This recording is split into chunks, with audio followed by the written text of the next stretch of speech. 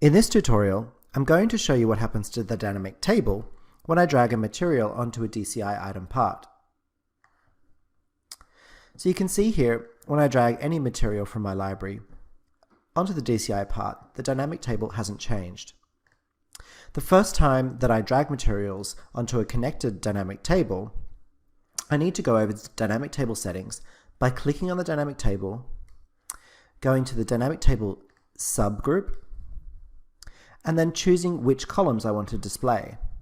Now you'll notice that all of these columns are the same as the spreadsheet that I used to create my material library.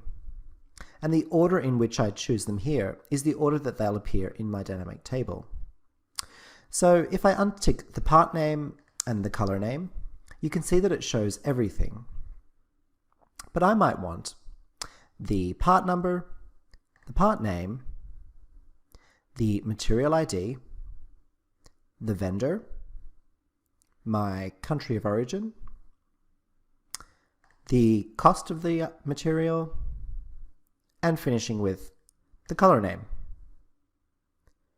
And I can add as many as I like. I can also remove them.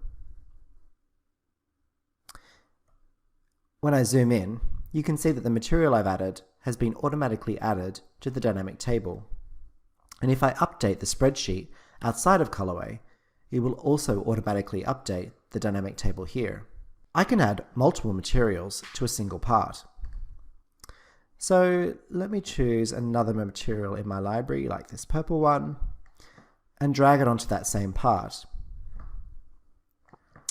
You can see now that in my dynamic table, I have 2 rows of materials and all of the information associated with it. And I can do that for as many materials as I like. If I remove the material, it's also removed from my dynamic table. And every one of those materials is connected to a live spreadsheet.